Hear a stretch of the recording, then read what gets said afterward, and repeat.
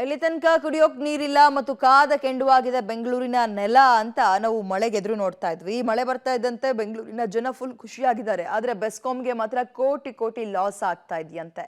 ಮಳೆಗೂ ಬೆಸ್ಕಾಂನಲ್ಲಿ ಆಗ್ತಾ ಇರುವ ಹಣದ ಸಂಕಷ್ಟಕ್ಕೂ ಏನ್ ಕಾರಣ ನೋಡ್ತಾ ಹೋಗೋಣ. ಬೆಂಗಳೂರಿನ ಮಳೆಗೆ ತಲೆಬಿಸಿ ಮಾಡಿಕೊಂಡ ಬೆಸ್ಕಾಂ. ಮಳೆಯಿಂದ ಬೆಸ್ಕಾಂಗೆ 6 ಕೋಟಿಗೂ ಅಧಿಕ ನಷ್ಟ. ದುರಸ್ತಿ ಕಾರ್ಯಕ್ಕೆ ಮುಂದಾದ ಬೆಸ್ಕಾಂ. ರಾಜಧಾನಿ ಬೆಂಗಳೂರಿನಲ್ಲಿ ಕಳೆದ 2 ವಾರದಿಂದ ಮಳೆಯಾಗ್ತಿದ್ದು ಬೆಸ್ಕಾಂಗೆ ಅಪಾರ ನಷ್ಟ ಉಂಟಾಗಿದೆ. ಗುಡುಗು ಸಹಿತ ಗಾಳಿ, ಭಾರಿ ಮಳೆಯಿಂದ ವಿದ್ಯುತ್ ಕಂಬಗಳು ನೆಲಕ್ಕುರುಳುತ್ತಾ ಇದೆ. ಟ್ರಾನ್ಸ್ಫಾರ್ಮರ್ ಜೊತೆಗೆ ವಿದ್ಯುತ್ ತಂತಿಗಳಿಗೆ ಹಾನಿ ಆಗ್ತಿದೆ. ಕೇವಲ 15 ದಿನಗಳಲ್ಲಿ ಬರೋಬ್ಬರಿ 6 ಕೋಟಿ 78 ಲಕ್ಷ ನಷ್ಟ ಉಂಟಾಗಿದೆ. ಮಳೆಯಿಂದಾಗಿ 33 ಹೈಟೆನ್ಷನ್ ಕಂಬಗಳು, 29 ಲೋ ಟೆನ್ಷನ್ ಕಂಬಗಳು, ಜೊತೆಗೆ 11 ಟ್ರಾನ್ಸ್ಫಾರ್ಮರ್ಗಳು ಸೇರಿದಂತೆ 305ಕ್ಕೂ ಹೆಚ್ಚು ವಿದ್ಯುತ್ ಕಂಬಗಳಿಗೆ ಹಾನಿಯಾಗಿದೆ.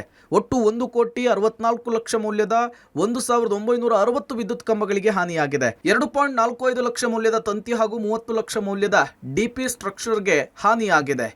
ಇವುಗಳ ದುರಸ್ತಿ ಕಾರ್ಯವನ್ನ ಶುರು ಮಾಡಿದ್ದು ಬೆಸ್ಕಾಂ ಈಗಾಗಲೇ ಕತ್ತಲ ಮನೆಗಳಿಗೆ ಬೆಳಕನ್ನು ಕಲ್ಪಿಸಿದೆ. ಬೆಂಗಳೂರು ನಗರ ಸೇರಿ ಬೆಸ್ಕಾಂ ವ್ಯಾಪ್ತಿಯ 8 ಜಿಲ್ಲೆಗಳಲ್ಲಿ ಗಾಳಿ ಮಳೆಯಿಂದ ಹಾನಿಯಾಗಿದೆ. ಶಿಥಿಲಾವಸ್ಥೆಯ ಹಂತದಲ್ಲಿರುವ ವಿದ್ಯುತ್ ಕಂಬಗಳು ತೆರವು ಮಾಡದ ಹಿನ್ನೆಲೆಯಲ್ಲಿ ದೊಡ್ಡ ಪ್ರಮಾಣದ ನಷ್ಟ ಬೆಸ್ಕಾಂಗೆ ತಗುಲಿದೆ. ಅದೆಷ್ಟು ವೇಗದಲ್ಲಿ ಸಂಪೂರ್ಣ ದುರಸ್ತಿ ಕಾರ್ಯಾಚರಣೆ ಮಾಡಲಿದೆ ಬೆಸ್ಕಾಂ ಅನ್ನೋದನ್ನ ಕಾದು ನೋಡಬೇಕಿದೆ. Prakash D Rampur, Public TV, Bengaluru.